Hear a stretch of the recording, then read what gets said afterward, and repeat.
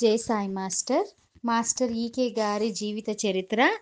ఆమ్, the అధ్యాయం 7, the world teachers trust జగద్గురు పీఠం. విశ్వశ్రేయస్సుకై నిరంతరము పనిచేస్తున్న వారికి లేదా అట్టి సత్సంకల్పం కలిగి ఉన్న వారికి ఒక్కొక్క పర్యాయం ఆవశ్యకతను బట్టి దివ్య సంకల్పాలు భాసిస్తూ ఉంటాయి. భౌతిక కక్షలోని ఆచరణ రూపం దాల్చి విశ్వవ్యాప్తము చెందడానికి ఆ దివ్య సంకల్పాలు కొన్ని ఆశ్రమాలుగా లేదా కొన్ని సంస్థలు మొదలగునివిగా ఉద్భవిస్తుంటాయి. కానీ వాని ఆధ్వర్యంలో ఆయా ప్రణాళికలకు సంబంధించిన కార్యక్రమాలు యథాశక్తి నిర్వహించబడుతూ ఉంటాయి. ఇది ప్రాచీన కాలం నుండి అనేక రూపాలుగా ఆచరించబడిన చారిత్రాత్మక సత్యం. అప్పటి కాల పరిస్థితులను బట్టి ఆయా జాతుల సంప్రదాయాలను బట్టి వివిధ రూపాలుగా ఆ దివ్య సంకల్పాలు రూపుకట్టుకుంటుంటాయి.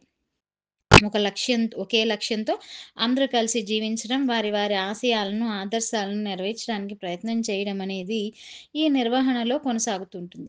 ఆశ్రమములని, కూటములని, సంస్థలని, యోగ పరిషత్తులని, ఆర్ష విజ్ఞాన సమితులని ఇలా అనేకములైన వాటికి వ్యవస్థాపకులైన వారిచే సృష్టింపబడుతూ ఉంటాయి.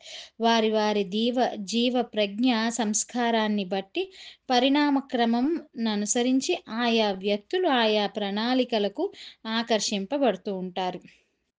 అట్టి మహాత్ముల కార్యక్రమములను మాస్టర్ గారు మాకు వివరిస్తూ ఉండేవారు. ఉదాహరణకు దివ్య జ్ఞాన సమాజం, శ్రీ రామకృష్ణ మిషన్, శ్రీ అరవిందాశ్రమం, new group of world servers, శివానందాశ్రమం, లూసిస్ ట్రస్ట్, శ్రీ రమణ ఆశ్రమం, అగ్ని యోగా సొసైటీ, చిన్మయ మిషన్, భక్తరహిత తారక రాజయోగం, రెడ్ క్రాస్, శ్రీ సత్యసాయి సేవా సంస్థ, భారతీయ విద్యా కేంద్రం, ఇంకా బుద్ధుడు, యేసుక్రీస్తు, మహమ్మద్ పేరిట సేవా సంస్థలు మొదలగు వానిని గూర్చి సందర్భానుసారంగా ఆయన మాకు చెప్తుండేవారు. తన 7వ ఏటన శ్రీకృష్ణుని దర్శనముతో అప్రయత్నముగా సమాజ స్థితి కలిగిన మాస్టర్ గారికి, బాల్యదశలోనే వేద జ్ఞానాన్ని పొందిన మాస్టర్ గారికి, దానిని అందరికీ పంచిపెట్టవలననే త్యాగబుద్ధి గల మాస్టర్ గారికి, అలాగే మహాకవుల సాహచర్యంతో ప్రభావితులైన మాస్టర్ గారికి, తన 21వ సంవత్సరంలో భౌతిక కక్షలో శ్యామలాదేవి సాక్షాత్కారాన్ని పొందిన మాస్టర్ గారికి, తన 25వ ఏట గాయత్రి ధ్యానంలో మాస్టర్ సివివి సాన్నిధ్యాన్ని పొందిన మాస్టర్ గారికి,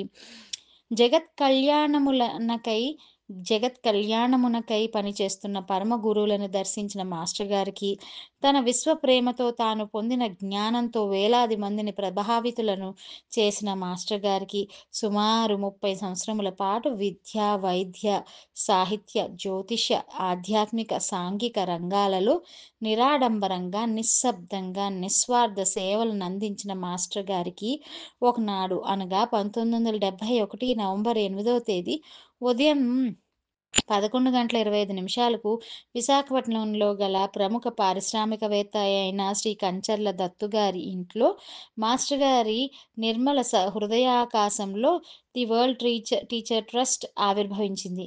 ఈ విషయాన్ని మాస్టర్ గారు తన డైరీలో రాసుకోనడం జరిగింది.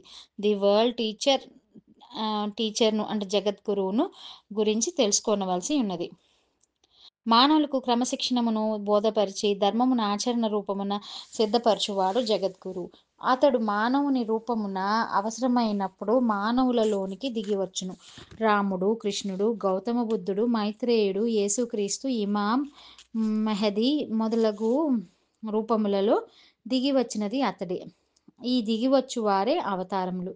ఇట్టి అవతారముల రూపమున ఒకే జగద్గురు దిగివచ్చును. ఒకే ధర్మమును అప్పటికి కావలసిన విధమును స్థాపించును. ఆయన ప్రేర స్థాపించబడినదే మన జగద్గురు పీఠం అని మాస్టర్ ఈకే గ్రంథస్థము చేసిరి. సామాన్యముగా మతములకు, సంస్థలకు, సమాజములకు వాటి ప్రధాన కారకులైన వారి వారి పవిత్ర నామములను పెట్టుచుందురు. ఇది వారి వారి భక్తుల లేదా అనుయాయుల లేదా ప్రతినిధుల భక్తి ప్రపత్తులను తెలియజేయును. కానీ మాస్టర్ గారిచే నెలకొల్పబడిన ఈ సంస్థకు ది వరల్డ్ టీచర్ ట్రస్ట్ అని పేరు పెట్టుటకు కారణమేమి అని అనేక మందికి సందేహం కలగవచ్చును. సంప్రదాయమునకు భిన్నముగా ఈ పేరు వినబడుట వలన ఇట్టి సందేహము కలుగుట సహజం. సహజము. ఈ విషయమై మాస్టర్ గారు చెప్పిన కొన్ని సత్యపరమగు అంశములను ఇచ్చట పొందుపరచుచున్నాము. జగద్గురువు దైవము ఒక్కడే. అతడు సర్వాంతర్యామి. అతడు సృష్టి రూపముగను, సృష్టికి అతీతమైన తత్వముగను, ఒకే వెలుగుగా ఉన్నున్నాడు. ఆ వెలుగునే ది వరల్డ్ టీచర్ అని వ్యవహరించుట జరిగినది.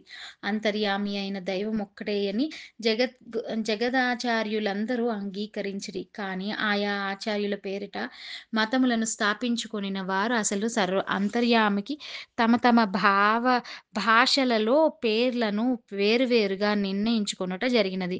కొంతకాలమునకు తాము పెట్టిన పేరునే మిగిలిన వారు కూడా అంగీకరింపవలనని, అనుసరింపవలనని పట్టుబట్టుట జరిగినది.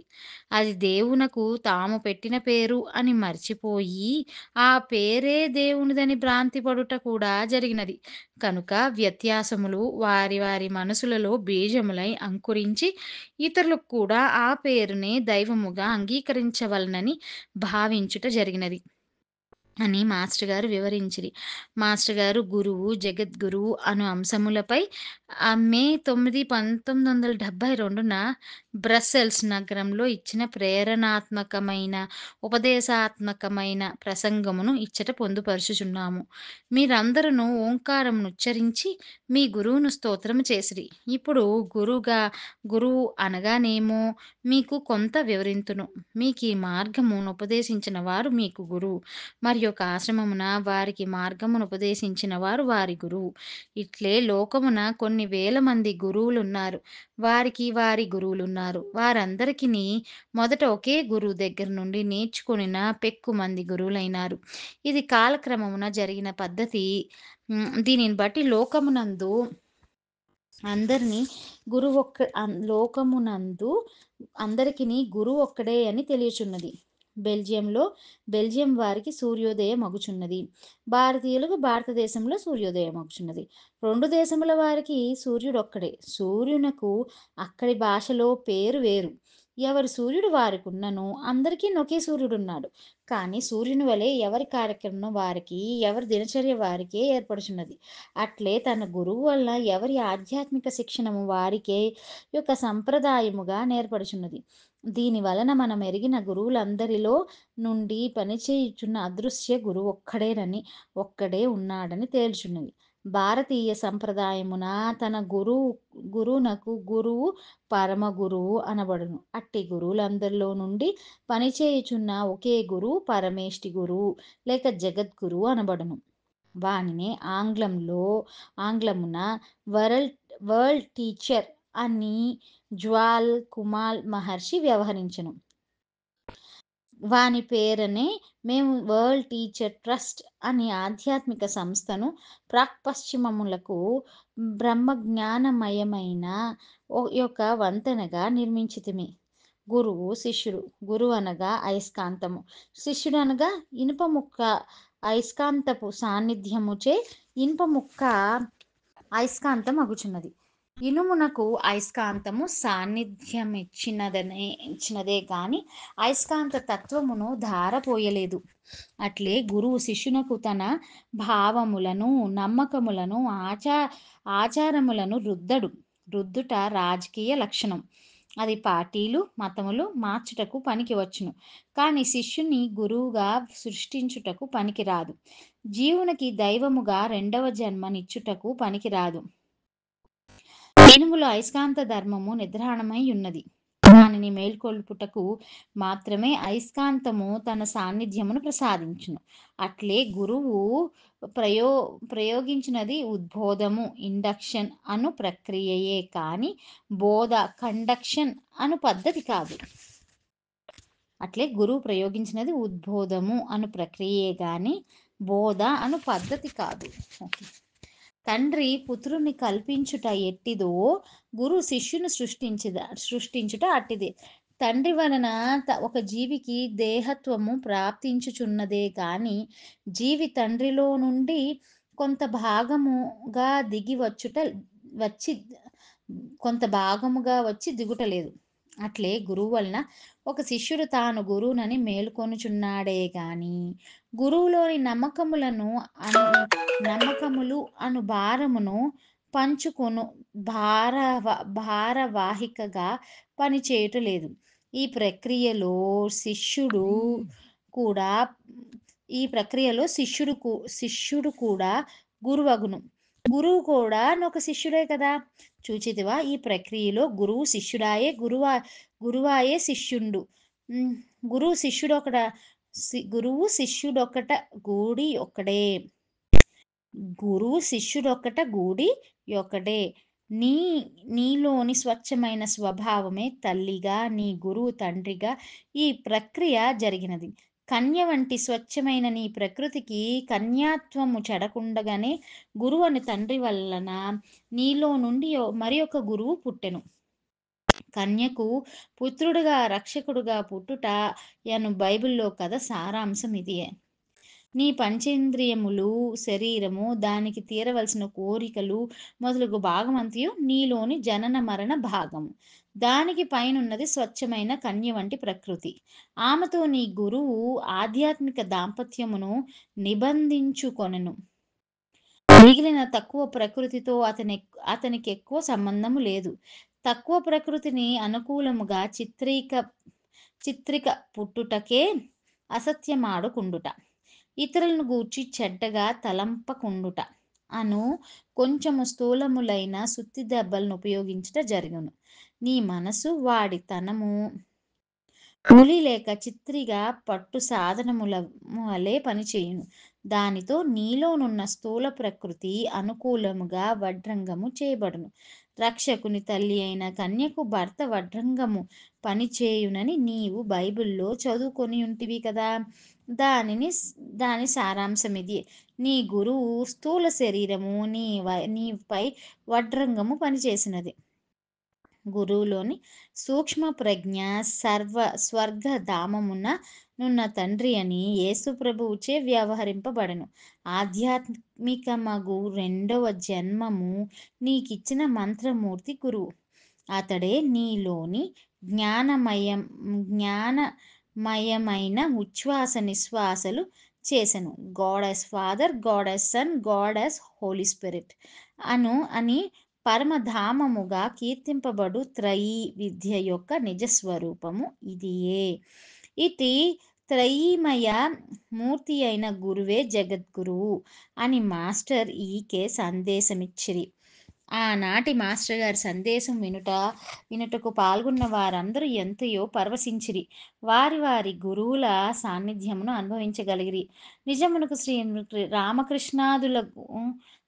రామకృష్ణాదులు హిందూ మతమును స్థాపించలేదు కదా! బుద్ధుడు బౌద్ధ మతమును నెలకొల్పలేదు కదా!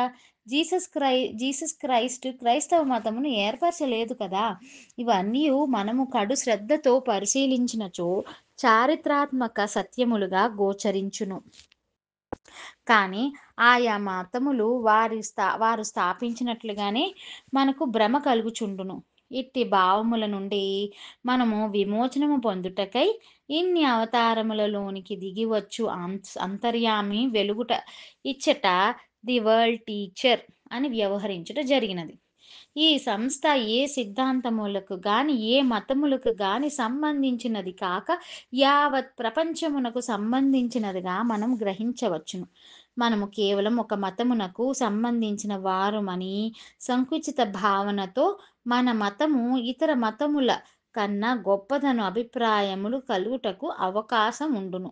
అట్టి పరిస్థితులలో ఇతర మతములను లేదా వారి వారి మార్గములను తోలనాడుట మన మత సిద్ధాంతములే గొప్పవని ఊహించుకుంటా జరుగుచుండును.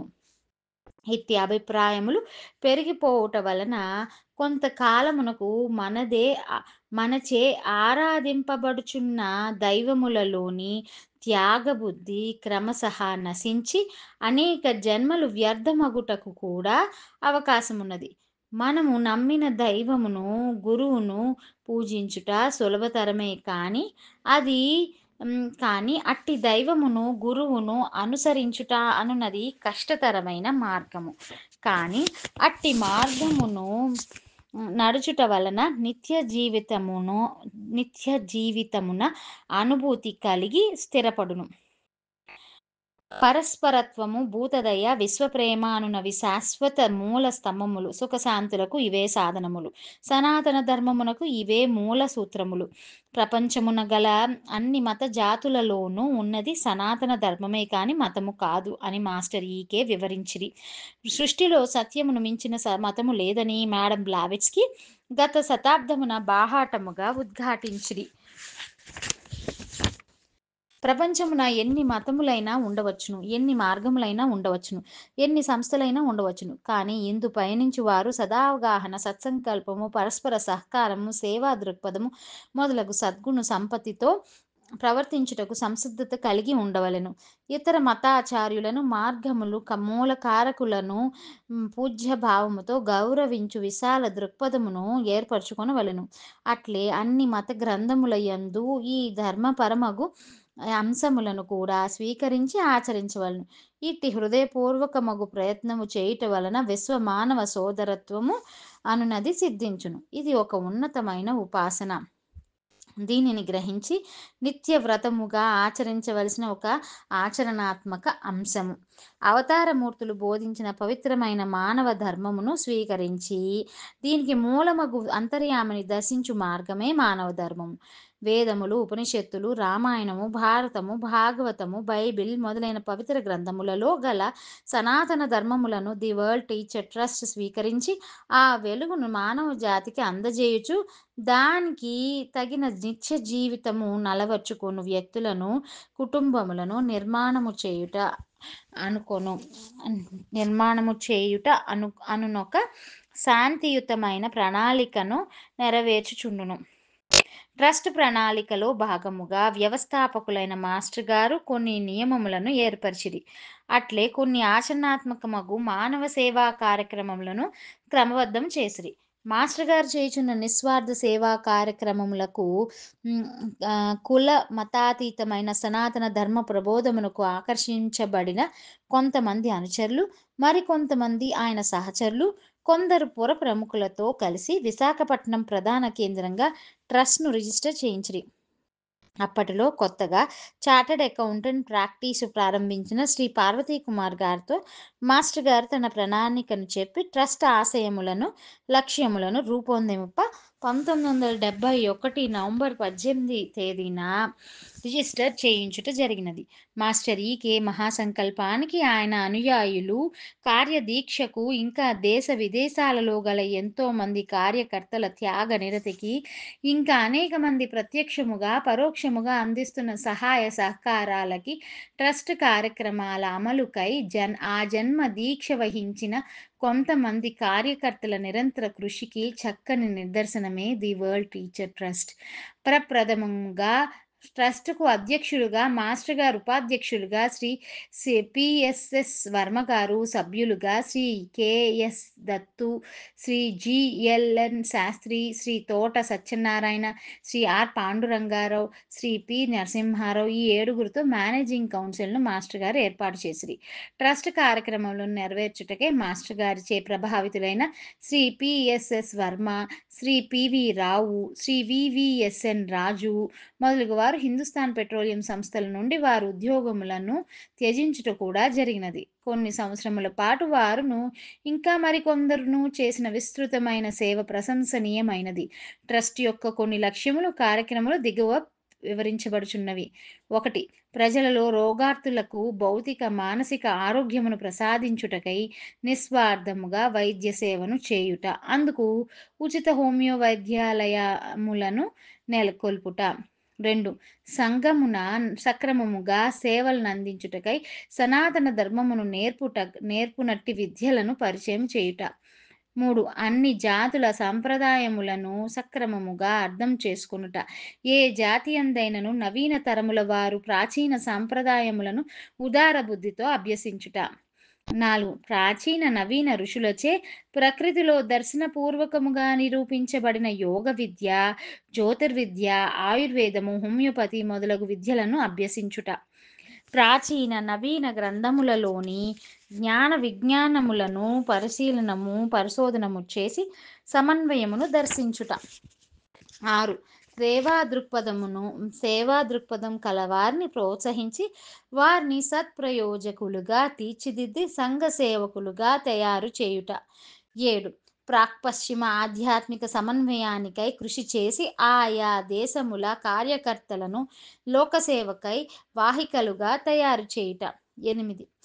ఆధ్యాత్మిక జీవనాన్ని గడపడానికి అవసరమైన సాంఘిక, ఆర్థిక వాతావరణాన్ని కల్పించి స్వతంత్ర జీవనాన్ని సిద్ధింపజేయడానికి వివిధ పథకాలను చేపట్టుట. 9. ఆచరణాత్మకమగు మానవ ధర్మమును, సమన్వయాత్మకమగు శాస్త్ర విజ్ఞానమును, దర్శనాత్మకమగు దివ్య జ్ఞానమును గ్రంథ రూపములో ప్రచురించి దేశ విదేశములలో ప్రసారము చేయుట. 10.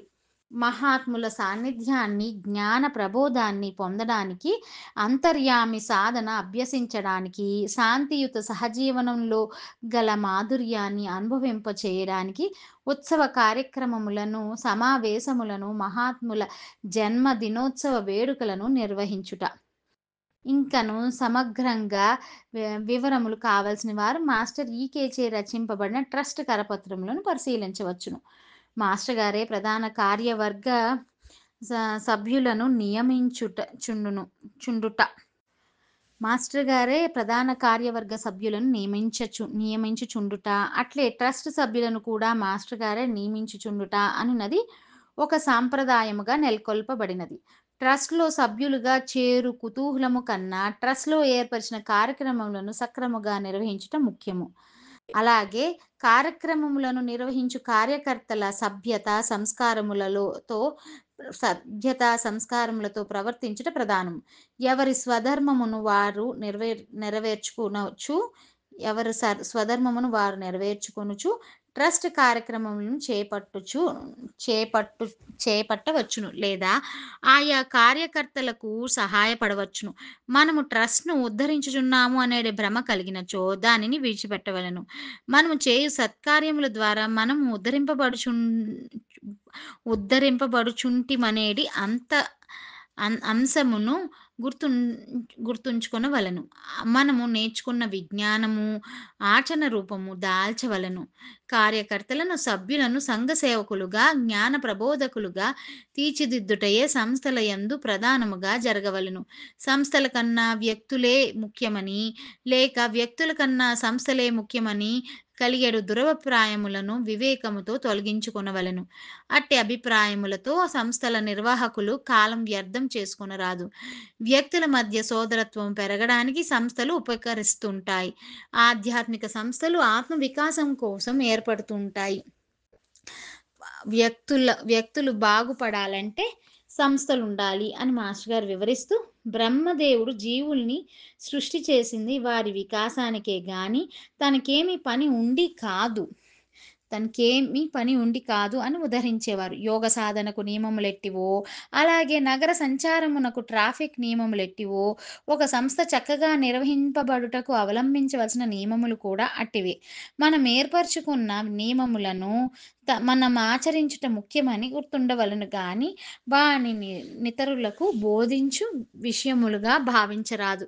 సంస్థ నిర్వాహకులు గాని, కార్యకర్తలు గాని, సభ్యులు గాని ఎప్పుడునూ శ్రద్ధాభక్తులతో, విశ్వాసముతో కార్యక్రమాలను నెరవేర్చుచుండవలెను. ఆయా పనులను నెరవేర్చుటకు ఆయా పనులను చేయవలసిన పద్ధతిలోనే చేయుచుండవలెను. ఆచరణమే ప్రధానమై సంస్థలు నిర్వాహకులు ప్రవర్తించవలెను. అప్పుడు మాత్రమే జీవబలము సిద్ధించును. సంస్థ యొక్క ప్రణాళికను వివిధ కార్యక్రమముల రూపములో నెరవేర్చుచున్నప్పుడు దానిని అంతర్యామి సాధనగా నిర్వర్తింపవలెను. ఇట్టి సాధన వలన జీవితమున ప్రత్యేకముగా ఒక సేవా కార్యక్రమాన్ని చేపట్టి నెరవేర్చుట కాక అంతర్యామిని దర్శించుటకు జీవితమునొక సేవా కార్యక్రమముగా రూపొందించుకొనవలెను అని మాస్టర్ గారు ప్రస్తావించుచుండేవారు. ఒక సంస్థ ప్రణాళిక లక్ష్యమునకు తోడ్పడు ప్రయత్నమున మన ఇష్టాయిష్టములకు అతీతమైన స్థితిలో కర్తవ్యమును నిర్వహించవలసిన సందర్భములు ఏర్పడినప్పుడు ఒక్కొక్క సమయమున మన శక్తి సామర్థ్యములను సంస్థ కార్యక్రమములకై వినియోగించుట మొదలగు వాని వలన త్యాగబుద్ధి అలవడుచుండును. లక్ష్యము సాధించు ప్రయత్నము జరుగుచున్నప్పుడు ఆయా సంస్థల వ్యక్తులలో నిర్లక్ష్య వైఖరి ఎప్పుడూ ఉండరాదు. క్రమశిక్షణను సక్రమముగా అభ్యసించక పోవుట వలన గర్వము, నిర్లక్ష్యము అనునవి కలుగుటకు అవకాశం ఉండును. కనుక కార్యకర్తలు వినయ విధేయతలతో, క్రమశిక్షణతో నిరంతరము ప్రవర్తించుటకు ప్రయత్నించవలెను. సంస్థలకై తాము సర్వస్వము ధారపోసి యజ్ఞార్థమై, లోకహితార్థమై జీవించిన శ్రీ అరవిందుడు, స్వామి వివేకానంద, అని విసెంట్ ఆదర్శమూర్తులని, వారికి గల సంకల్ప బలమే నేడు ఆ మహాత్ముల సంస్థలుగా దర్శనమిచ్చుచున్నదని మాస్టర్ గారు ట్రస్ట్ నిర్వాహకులకు చెబుతుండేవారు. ఆయన హైదరాబాద్ వెళ్ళినప్పుడల్లా ఆ నగరమున గల రామకృష్ణ మిషన్ను తప్పనిసరిగా సందర్శిస్తుండేవారు. అలాగే దేశ విదేశాలలో గల మహాత్ములు సంకల్పించిన అన్ని సంస్థల కేంద్రాలకు కూడా మాస్టర్ గారు వారి అనుయాయులను తీసుకొని వెళుచుండేటివారు. మాస్టర్ ఈకే గారు ఉన్న చోట ది వరల్డ్ టీచర్ ట్రస్ట్ కార్యక్రమములు ప్రధానముగా నిర్వహించబడుతుండేవి. ప్రప్రథమ దశలో శ్రీ పిఎస్ఎస్ వర్మ గారింట్లో, తర్వాత శ్రీ ఎన్బికేవి ప్రసాద్ గారింట్లో నిర్వహింపబడినవి. 1977 ఏప్రిల్ 21వ తేదీ నుండి 1995 వరకు శ్రీ కె. పార్వతీ కుమార్ గారి నివాస గృహమైన రాధామాధవంలో ట్రస్ట్ కార్యక్రమాలు నిర్వహింపబడడం జరిగినది. ఆ భవనమున మాస్టర్ గారి సూచన మేరకు శ్రీ కుమార్ గారు కొనడం, అచ్చట 1974 నవంబర్ 4వ తేదీన మాస్టర్ ఈకే ప్రేయరు చేయడం జరిగింది. ఆ సమయమున ఇది అంతర్జాతీయ ఆధ్యాత్మిక కార్యక్రమములకు కేంద్రమగునని మాస్టర్ ఈకే గారు చెప్పడం జరిగినది. ఆయన సంకల్పమును అనుసరించి ఆయన వాక్కు ఆచరణ రూపము దాల్చినది. అచ్చటి నుండియే మాస్టర్ గారు ప్రధాన కార్యక్రమములను నిర్వర్తించుచుండెడివారు. మాస్టర్ గారు ప్రేయరును, అగ్నిహోత్ర పూజా విధానములను, క్రతువులను, అనుయాయులను ప్రత్యేక శిక్షణమును ఇచ్చుచుండెడివారు. అప్పటి ట్రస్ట్ టెలిఫోన్ నెంబర్ 6591. దీని ద్వారా కొన్ని వేల మందికి చక్కని సలహాలను ఇచ్చేటివారు. అడిగిన వారికి ఫోన్లో మాట్లాడుతూనే అప్పటికప్పుడు ముహూర్తాలను నిర్ణయించి చెప్పుచుండేటివారు. అత్యవసర పరిస్థితులలో ఫోను ద్వారా మాట్లాడి వాడవలసిన హోమియో మందులను చెప్తుండేవారు. మాస్టర్ గారి మార్గమున మనము చేయుచున్న సేవ మూలముగా, అట్లే పంచిపెడుతున్న జ్ఞానం మూలముగా ప్రజల నుండి డబ్బును వసూలు చేయుట, అట్లే ప్రభుత్వం నుండి గ్రాంటులు సంపాదించుట, ఇతర దేశముల నుండి డొనేషన్లను ఆర్జించుట మొదలైన పద్ధతులు లేవు. అనేక కేంద్రములలోని ట్రస్ట్ సోదర బృందము వారి గృహములే ట్రస్ట్ కార్యాలయములై, వైద్యాలయములై, వేద విద్యాలయములై కార్యక్రమాలను నిర్వహించుట జరుగుచున్నది. ట్రస్ట్ వివిధ కేంద్రములు. మాస్టర్ ఈకే ఏర్పరిచిన కార్యక్రమాలను నెరవేర్చడం వలన ఆయా కేంద్రములలో ఆయన శుభాశీసులతో కొన్ని ట్రస్ట్ కేంద్రములు ఏర్పడినవి. ఇన్ని కేంద్రములలోనూ ఉపాసించుటకు అనేక ఆధ్యాత్మిక సేవా కార్యక్రమములను అఖండముగా కొన్ని సంవత్సరముల నుండి నిర్వహించబడుచున్నవి. విశాఖపట్నం, శ్రీకాకుళం, విజయనగరం, రాజమండ్రి, విజయవాడ, కంకిపాడు, మచిలీపట్నం, దివికోడూరు, గుంటూరు, కడప, హైదరాబాద్, నాగర్ కర్నూల్, గోదావరి కని, వరంగల్, ఖమ్మం, శ్రీశైలం, కర్పూర్, మద్రాసు, బళ్ళారి, మైసూరు, బెంగుళూరు ఇంకను అనేక ప్రాంతములలో నేడు ఆయా కేంద్ర కార్యకర్తలచే శ్రద్ధాభక్తులతో కార్యక్రమములు నిర్వహించబడుచున్నవి. బెల్జియం, స్విట్జర్లాండ్, పశ్చిమ Germany, Italy, Denmark, Spain, America, Argentina, Austria తదితర విదేశాలలో కూడా వరల్డ్ టీచర్ ట్రస్ట్ కేంద్రములు నిర్వహించబడుచున్నవి. మాస్టర్ ఈకే అనేక పర్యాయములు ప్రముఖ ఆంగ్ల పత్రిక అయిన ఇండియన్ ఎక్స్‌ప్రెస్‌కు, తెలుగు దినపత్రిక అయిన ఈనాడుకు వరల్డ్ టీచర్ ట్రస్ట్ గురించి ఇచ్చిన ఇంటర్వ్యూలు ఆయా ప్రాంతాల ప్రజలకు స్పందన కలిగించినవి. ట్రస్ట్‌లో ఒక సోదరుడు వరల్డ్ టీచర్ ట్రస్ట్ ఎంత కాలం ఉండునని, అసలు మాస్టర్ ఈకే స్థాపించిన ట్రస్ట్ ఆయన గతించిన తర్వాత ఉండునా అని ఒక పర్యాయము నన్ను ప్రశ్నించాడు. ఆ సందేహం మాస్టర్ గారిని అడుగగా ఆయన సూటిగా ఇట్లా చెప్పారు: వరల్డ్ టీచర్ ట్రస్ట్ ఎంత కాలం ఉండునో అని అతడు ప్రశ్నించుట కన్నా, అతడు ట్రస్ట్‌లో ఎంతకాలం ఉండగలుగునో అయన్నీ ప్రశ్నించుకొనుట మంచిది.